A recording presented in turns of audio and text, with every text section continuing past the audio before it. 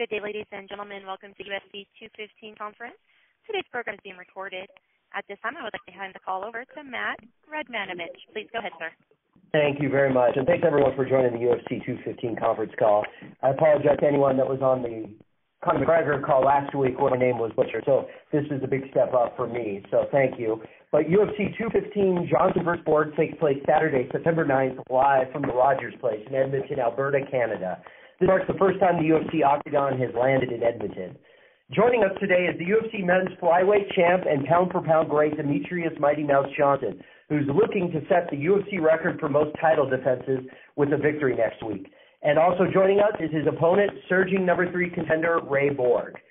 Also joining us on today's call will be women's bantamweight champion Amanda Nunes versus number 1 contender Valentina Shevchenko in a match that has been destined to happen for what seems forever, but will finally take place on September 9th, live from Edmonton. With that, I'll turn it over to you for your questions. Ladies and gentlemen, if you would like to ask a question, please press star 1 on your telephone keypad. Again, that is star 1 if you have a question, and we'll pause for just a moment.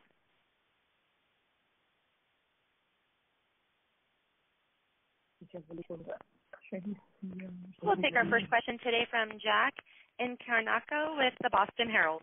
Thanks a lot. First question is for Demetrious. Demetrious, to what degree does this fight feel special, and to what degree does it feel like any other fight?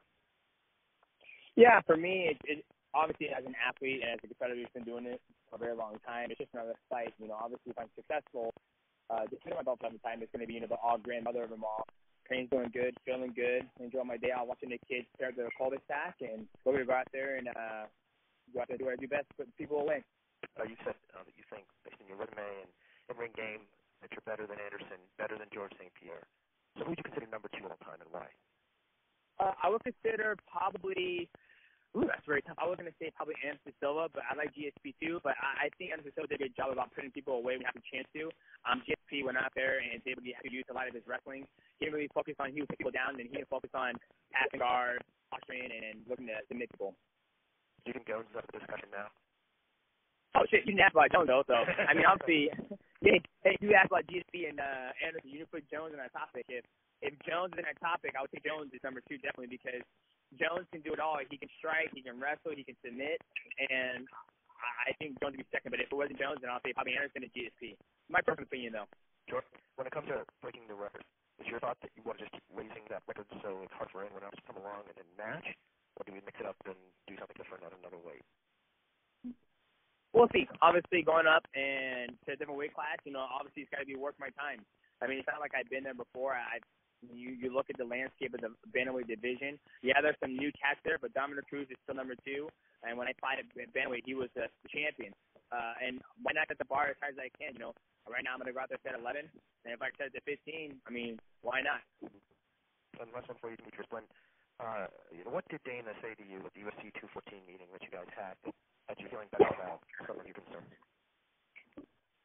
Yeah, like I said, the conversation that me and Dana White had at UFC 214 was just 2 grown-ass men discussing, what happened in their downfall, and we're on good terms now, and we're ready to go out there and go on an exciting fight. I mean, UFC 215, I think it's getting, overlooked. You got a lot of champions, previous champions. Well, you have 2 champions, and you have, a lot of previous champions with RDA. You have, Judo Santos, so unfortunately he got pulled off from USADA, takes out another one. They take out another one. So we're looking forward to UFC 215. Okay, next question is for Ray. Ray, there's obviously more tape on Demetrious than just about any fighter that's active right now to look at. Can you talk about what, if any, advantage you think that gives you now that he's had so many title defenses? Yeah, I think what really works to my advantage, he has a lot of time in the game. He's got so much film to study, yada yada yada. But in all realness, it's also dangerous for him because every fight I've been different. Every fight I've changed. I'm finally starting to come into my own, and it's going to be a big surprise. There's not much out there on me as far as how I've molded to this day. So, I mean, it's been definitely helpful to have every insight from every title fight, every style, combining each style, the way he fought them, so on and so forth. So it's been pretty helpful. Do you plan to, or have you watched all of his fights ahead of this camp, or is that not how you approach things? That's usually not the way I've approached things. I mean, to be truly honest, I was never a film study kind of guy. I always used to just let my coaches do the film studying, let me know what they think I need to work on, and so on and so forth. But being at Jackson Week now, working with Greg Jackson and all those great minds, we sit down as needed to study the films we think we need to study.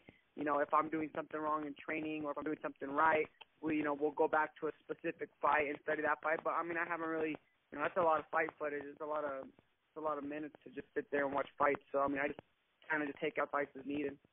Very good. Next question is for Amanda. Amanda, what, if any, steps have you been able to take to prevent another illness or flare-up of your condition on the eve of this fight? How can you be sure it won't happen again? When I come back home, I went to the specialist, and I've been with since infection for long time. But I would be able to control, but these last fights I don't be able to control, And then when I come back home, I went to specialist, and they started really taking care of this, And right now, I have all the medication that I needed, and I'm 100% ready for this fight. Great.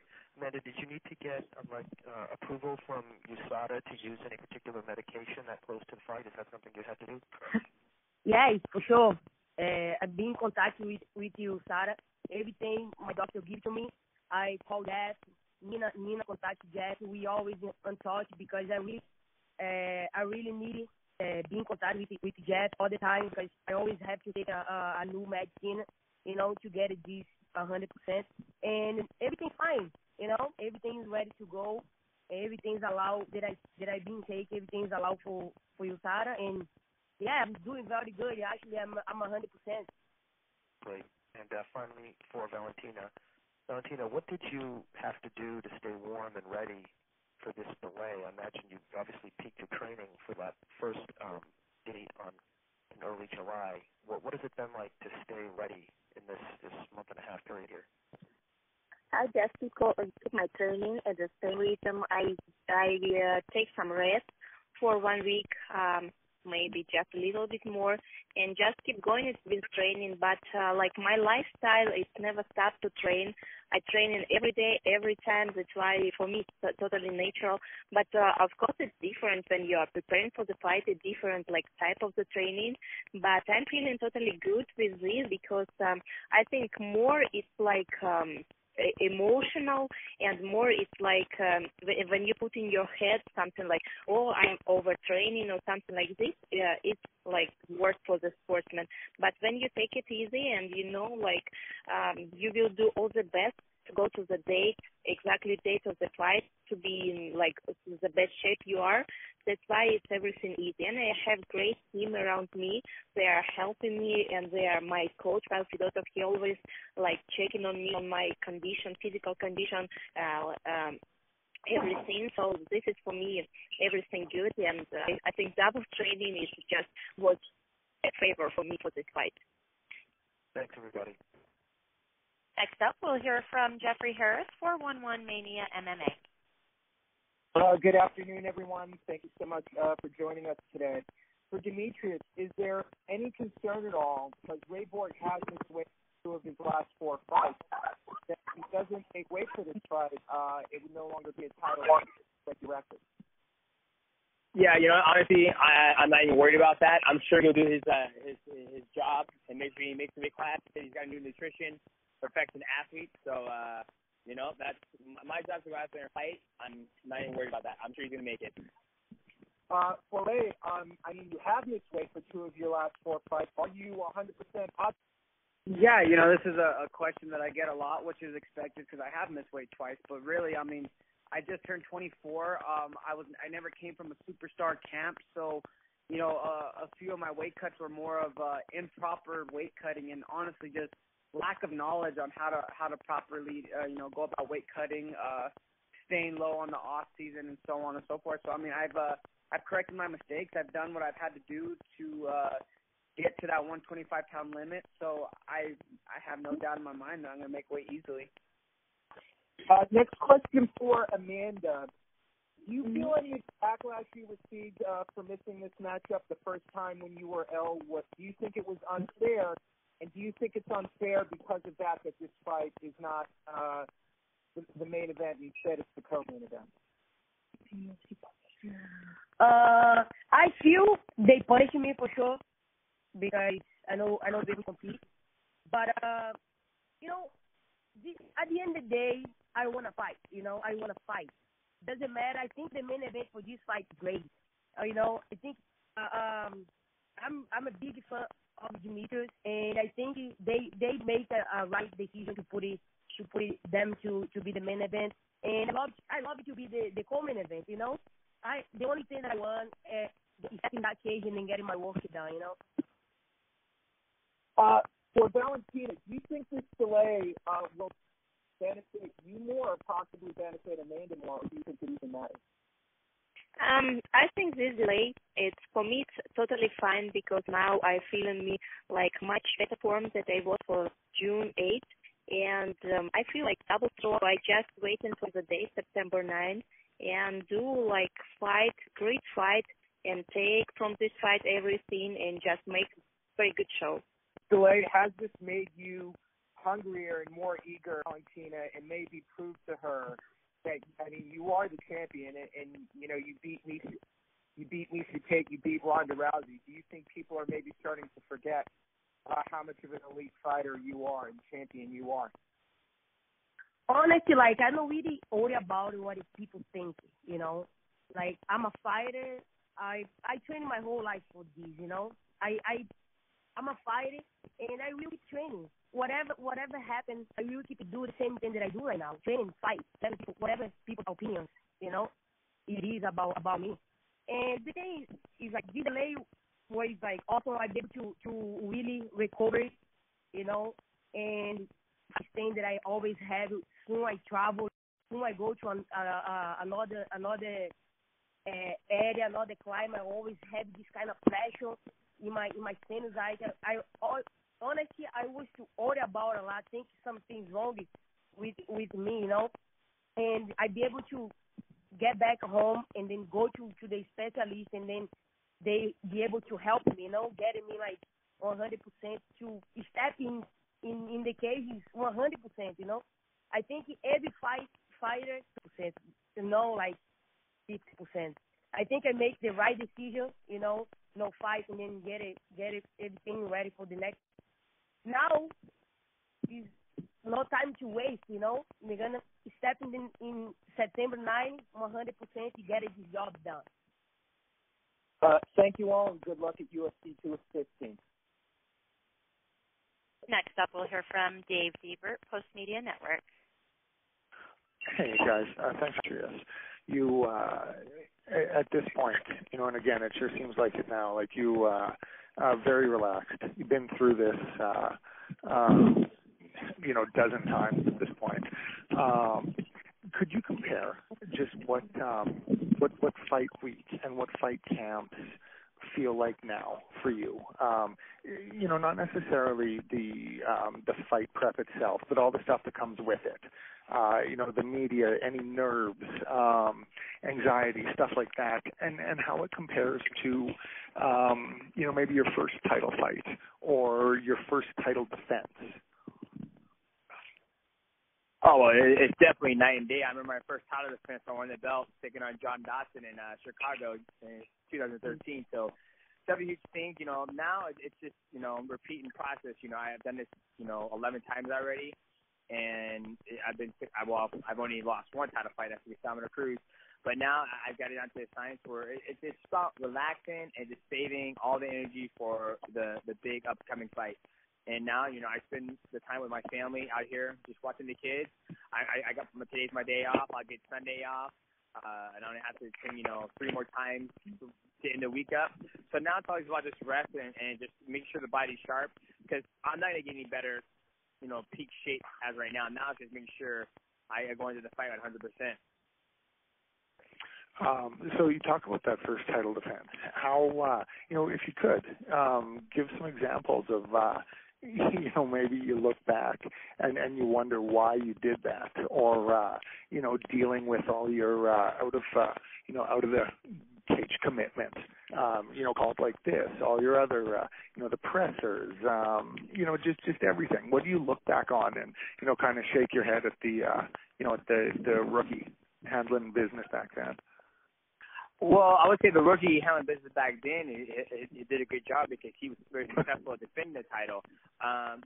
That's a lot of people don't realize. Is a lot of people, they get the belt, they become a champion, and they think that's the hardest thing to do in the sport. No, it's very hard to, rack up, 3 or 4 or even 10 consecutive title defenses and making weight every single time and making sure you don't miss your flights, you do all your interviews, et cetera, et cetera. So, when I look back in that fight, against John Dotson, he was the hardest hitting flyweight in the division. He was in my opinion, probably one of the most athletic men I've ever fought in my life. And going out there and having a war against him, I think it did the best ratings on Fox, about 6.5 or 5.5 million viewers. So I look at that one, I just smile. It was a great title defense, the whole lead up to it. And back then, 2013, we weren't, UFC wasn't really focused on media heavy press conference. I don't believe we had a pre-press conference before the fight. So, but yeah. All right. Thanks, Demetrious. Valentina, where were you during fight week in July? Sort of that exact time when you found out that the title fight was off. Where were you, and who told you? How did you find out? At that moment, I was in my room in the hotel, and the girl, she came to make my hair for the fight, and it was, I think, around noon, sometimes like this. First, my manager called to my coach, and he said that something going on. But, from the first notice, I was like, okay, something happened, but it's not my deal because every time before the fight, something happened. And I thought that I have to be staying concentrated on the fight. But when he called again the second time and UFC already contacted to my manager, he said that fight won't happen. And I was almost prepared for the fight. It was I could not believe for maybe 1 hour that it really will come out the fight. But of course you cannot do nothing when you receive this notice. Just thinking what you will do the next step. How long did it take you to get past that? I imagine combination of shock and disappointment. Was it a few days? Was it longer than that before you really were able to wrap your head around the fact that the fight wasn't happening then? No, I cannot say that it took so long because I am a fighter and I am every time I have different and difficult situation on my fight and I have to make decisions very quick. That's why I'm this kind of person that if I have any problem in front of me, I try to resolve it. That's why I'm not put me in suffering or something like this because I'm a fighter. I knew that in the future I will have the date, I will have this fight, I will have this. I didn't know how much it can take to get another date, but I knew that it will come. That's why I put okay, it's not time for any reason right now, so I have to continue. And I did I took some rest because I knew I will have to start again my training camp and of course, when we receive the date and we come back to the training, I start to train again. But of course, it's not how to start from the zero. I already was in my good shape, and then I start to train and do whatever I have to do for this fight, September 9th. Okay. All right. Thanks, you guys, very much. Thanks very much. Akhilesh Ganavarapu from MMAindia.com has the next question. Hey guys, Payne from India. My first couple of questions go to DJ. First, Demetrious, this will be a special occasion for you regarding the number of title defenses. The importance seems to have taken a backseat after all the Mayweather-McGregor saga. Is there a part of you that feels maybe this fight could have been promoted better, as it will be a historic fight and night for you? You have to ask that one more time. I apologize. My son was talking over you. No worries. So this will be a special occasion for you regarding the number of title defenses. The importance of this fight seems to have taken a backseat over the past couple of weeks after all the Mayweather-McGregor saga. Is there any part of you that feels maybe this fight could have been promoted better, as it will be a historic night for you? Well, at the end of the day, it's still going to be a historic night for me, whether I win or lose. I plan on winning. So with that being said, I'm not going to let McGregor or Mayweather, they're $6.5 million you buy, watered down my thing, or the UFC advertising UFC 216 instead of UFC 215 during the Maymax pay-per-view. That just shows you where their mind is at right now when it comes to promoting. So that's the question you asked Dana White. But for me, I'm focused to go out there and do what I do best. Right, and Raybo recently said he would retire you from the sport at UFC 215. What do you make of his statements and him saying that you're at the end of your career? He ain't retiring shit. I'm just getting started. I'm 31 years old. I'm feeling better than ever. Training's going easy, and I thought that the hardest hitting, the most athletic guys in this division. He's a tough competitor, and we'll see where his mouth is after the fight night. All right, fair enough. Next couple of questions go to Ray. You're still very young and recently spoke about surprising yourself with regards to where you are at such a young age. Now, you also emphasized on DJ being a different fighter now because of his age. Do you see the youth and exuberance giving you the upper hand in the fight? Of course it's going to be in my hands. I've never been in any crazy wars. I'm rarely hit in my fights. There's a reason for that. People ask me why I never struck in my earlier fights. How come I never boxed? How come I never showed my striking skills? And it was really, what for? If I'm going to go in there at 20 years old and 21 years old and go in there and start getting into wars and beat my body up, how good am I going to be later on down the road? I've accomplished more at this age than majority of guys have, while they're 28. So I'm so young. I'm still really, I have all my fast twitch still. Nothing's really died down as I've gone through these fights. So I'm gonna be a lot younger. I'm gonna be a lot healthier, and I have time to use that to my advantage. Absolutely. Also, DJ has defeated a lot of elite fighters, including Cejudo and Wilson Hayes. How have you assessed DJ's game? And was there anything different that you did for this camp? Is there any way you can repeat that, please? You kind of cut out like halfway through it. DJ has defeated a lot of elite fighters, including Cejudo and Wilson Hayes. How have you assessed DJ's game, and was there anything different that you did during this camp?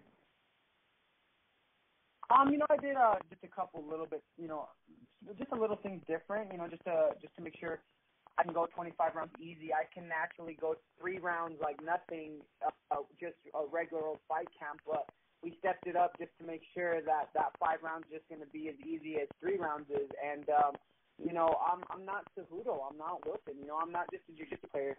Wilson's just a jiu-jitsu player. Cejudo's just a wrestler. I've been training strictly MMA my whole life, so I can combine the wrestling and the jiu-jitsu and the boxing and everything. So I've just pretty much done everything the same. Obviously, some tweaks in fight camp just to make sure we're prepared, but none of those guys were me. All right. I'd like to throw this next question for both the women.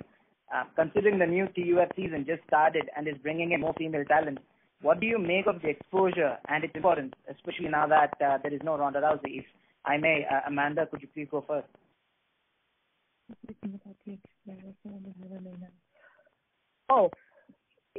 think he's growing a lot, especially now after Ronda Rousey retired. UFC starts to look up to all those guys in the division, and UFC we 135 have a lot of talent, and all those girls put a show every time step the cage. I think this is the reason the women's MMA has been growing so fast. And I'm in a party there, I'm a new champion, and I've been put a show for the fans. And every time UFC looks for all those guys in the division, especially for champion, and women's MMA is gonna keep it growing.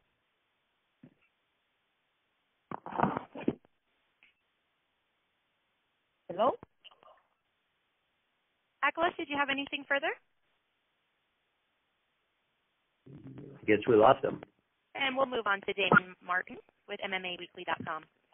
Hey everybody, my first question is for DJ. DJ, you've talked about this record for a long time, getting to this point. And I know everyone always wants to ask you about, moving on to new divisions and doing different things. But, in your mind, do you feel like this is a record that you want to set to a place where no one could ever touch it again? I guess you could never say never, but do you feel like that's kind of your goal now?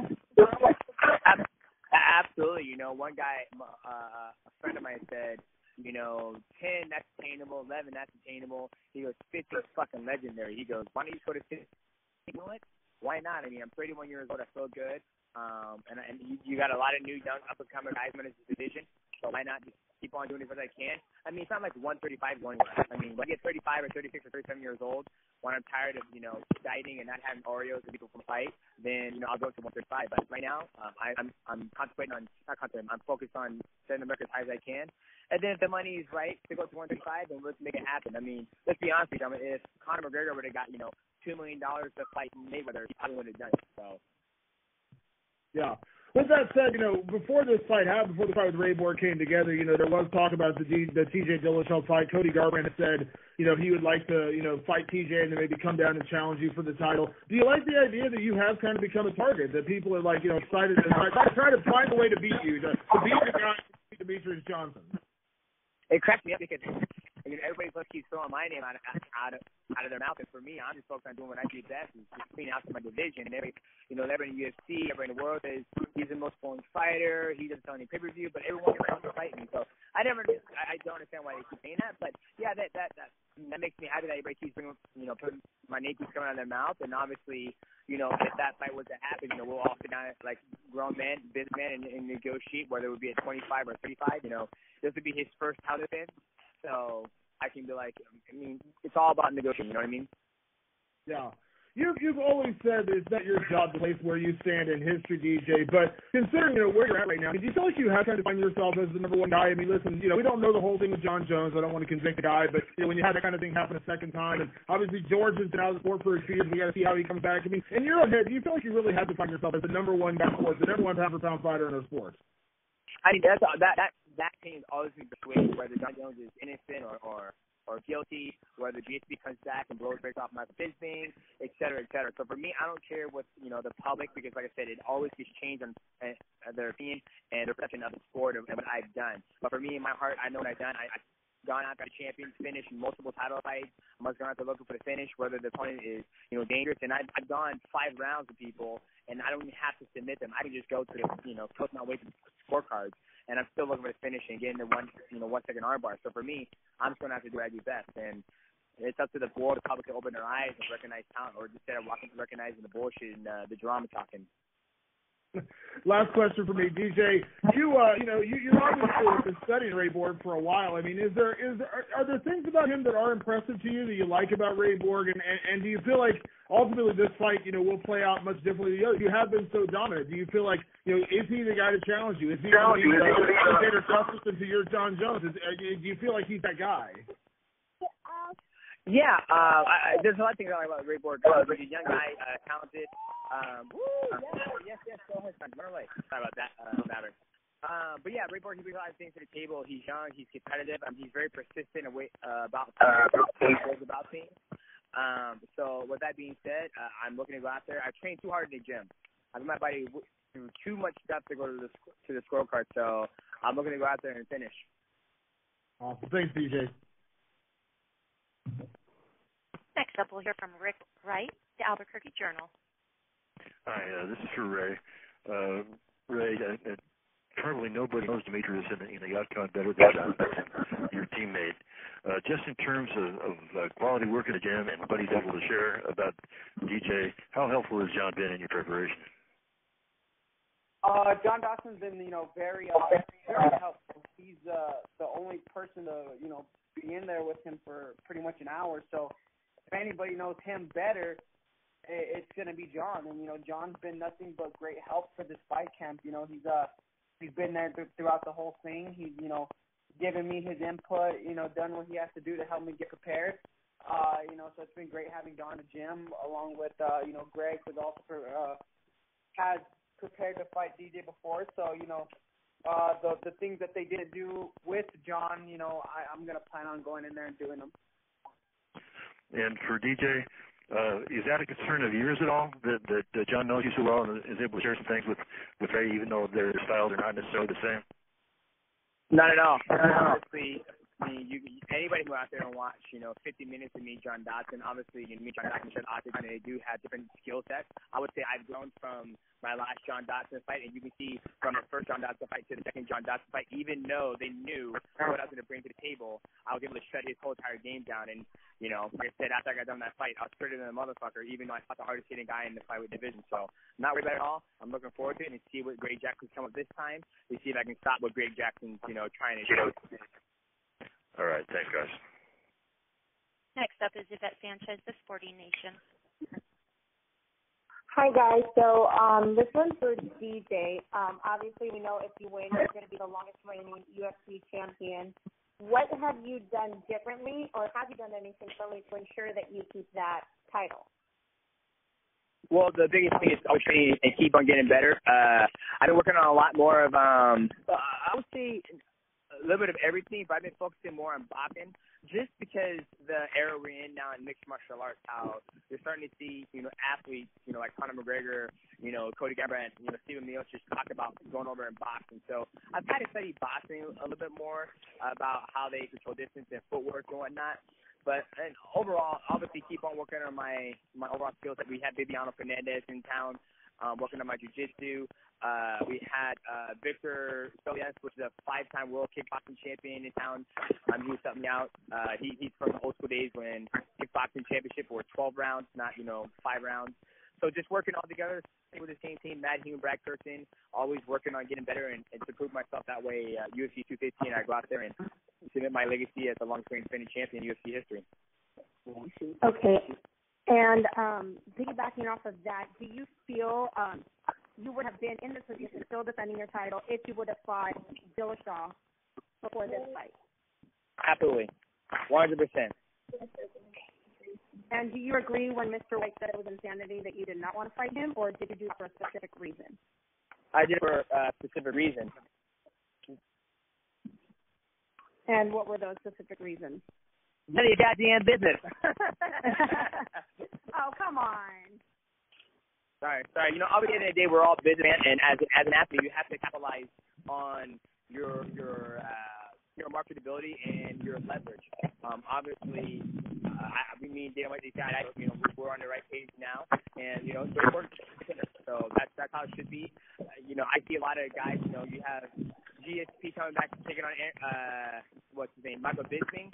I never don't agree with that. Dana White does. I think Michael Bisping should be fighting, obviously Robert Whittaker, but he's injured. So, but beginning all that stuff, I thought Michael Bisping should be fighting Yoel Romero, and I thought GSP should fight Tyron Woodley.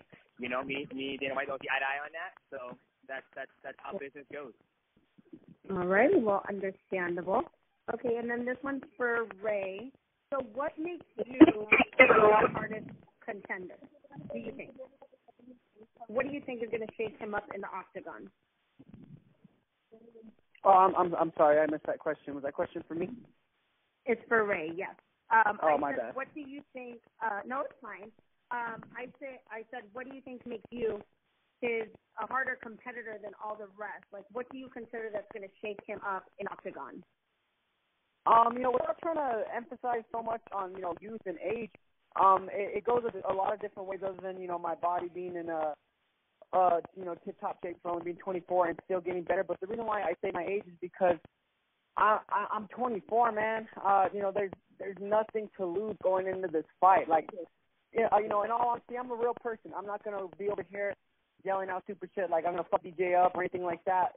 In all honesty, I'm gonna go in there and fight my heart out, and win or lose, I'm gonna keep coming. And there's nothing that's gonna stop me. So, me being so young, I think it makes a dangerous fight for him because I'm gonna go in there like a wild man with absolutely not a thing to lose. Obviously technical, and I'm gonna make the most of it. And he doesn't really know what I'm gonna bring into this fight. I'm coming into my own. I've changed every single fight I've been in. I'm starting to adapt even more as the fights go on. So there's no telling what I'm gonna bring into that octagon on September 9th. Exactly. So, obviously he's looking to make history. If you win, what are you looking to do with this title? If I win, I'm going to fight DJ again. I mean, he's one of the greatest for a reason. He's defended his belt 10 times. There would be no reason why, if I beat him, I wouldn't fight him, again. I imagine a great champion like himself will get an automatic rematch. So, I'll go home.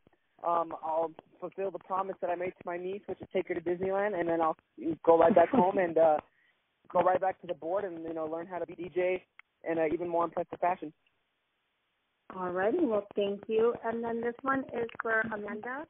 Having since Dana White said that he wouldn't give you another main slot event, and I know you said you felt that you were punished, does that only make you want to perform that much better so he could change his mind in a upcoming UFC possibly? Honestly, like, whatever Dana White is not going to change it, You can, would it be the main event or the first fight off the card, I will fight the same, Right. I'm going to accept the case, defend my belt, become the main event. I don't have any problem with that. I'm going to kick my belt, walk away, get a check, go home, drink some beer, and then enjoy celebrating with all my friends, my girlfriend, and my family. Right. And then I know you said that you did not regret your decision about not fighting. Is it just because you knew that you would not perform to your best ability? Honestly, if you are fighting, it's not easy to fight without being 100%. I know what is 100%. I never pull out a fight ever in my career. Never happened before. Never. I always was there. I never missed weight. Not even when I was seeking. I went through my weight class. My last weight class. I went through and I made weight, but I not be able to fight. But never happened, and unfortunately, first time it happened. But we scheduled the fight already, and everything is gonna be fine. I'm 100% right now, and we'll see what happens. All righty. Well, good luck. And then my last question is for Valentina. So when you heard that you weren't going to be fighting Nunes in 213. Were you upset, or did you leave respect for her as a champion fighter when she pulled out last minute? At this moment when I received this notice, of course I was upset, but I knew that the day will come, it will be the same fight, the same opponent, and it will be like the same duration. That's why I put my focus on my mind on the future. I was not upset for a long time because I knew I cannot be in this emotions, to have this emotion, all this stuff like this. That's why I just rest a little bit. I put my mind together and continue my training and preparation. And when I received notice to have the fight on September 9 in Canada, it was like, okay, now I now I have the new target, and I'm ready to go. I will do my training camp the same hard that I did, maybe more harder. And here we are, just again, just few days before the fight. And I hope it will happen in 100% with opponent strong on 100%, and it will be good fight, good show. And I put all my heart, all my spirit, all my fighter character to show the great fight and do whatever I have to do to win this fight. I want to and then piggyback. Excuse me. Yeah, I want to say something. These are the fights that I want. Don't have nobody in this division that I know wanna fight, And I told Shelby, have to be Valentina. You have to reschedule this fight. I wanna fight Valentina. I don't wanna schedule it nobody else in this division. Valentina is the one deserves this match, this matchup. Valentina is the number one contender in this division, and this is the fight that I want. Please reschedule this fight and then let's make this happen, And he listen to me and then give it a next day, And this is the thing. I don't know, people thinking like I was scared or something like that. No, I'm the one who won this fight. I'm the one asking for Sean Shelby, reschedule the fight right away, you know, because I don't want to fight Valentina 50%. I want to fight her 100%. And that day, I know it was 100%. I don't know people still question about that, you know. I never going to run away. I'm a champion. I have to defend this belt. Whatever step in the cage against me, I will fight because I have the belt. I'm number one on the planet. And I want to keep stay here. I have to keep it proving. And for that, I have to prove it against somebody, you know. And Valentina is the one that I want to fight next. Nobody else in this division. Yes, I think as an athlete, you can tell that you know yourself best, and you know when you will reach, you know, your full potential. So then this question is gonna be for both of you ladies. Considering the last time you two met in the octagon, it was considered quite a close call that Amanda dominated in the first half and Valentina dominated in the second half. Was there anything that you ladies did differently to make sure that either one of you dominates either the whole round or there's a submission or anything like that? You know, for me, like, I beat Valentina by unanimous decision, you know. I beat Valentina 2 rounds clear. If you watch the fight, if you go right now, watch all the fight again, Valentina coming back in the third round. She beat me in the third round. I get this. I give it to her the third round, but I beat her 2 rounds in that fight. And I beat her by unanimous decision. And back home, fix my mistakes for that fight. You know, I watch that fight again, of course. I go over and over in my mistakes, the good thing that I didn't, and walk in and then be ready for an next step, you know. All righty, and Valentina? We only have time for one last question. You know, for me, I don't worry about this last fight. I don't worry at all because this fight, it will be a totally different fight. And, of course, it will be totally different situation. All this, like what happened in the last fight, it never will happen again. And I know for sure that I will go to the fight and I will fight from the first round, from the very first second to the very last second. I will not wait nothing. I will looking for finish the fight as soon as I can. I know my strength. I'm very sure in my power. That's why I'm just last days in my preparation. I will keep me in my best sharp form, and I will show the great fight. This is what I'm sure in 100%. All right. Well, good luck, ladies and gentlemen, on UFC 215. Thank you, guys.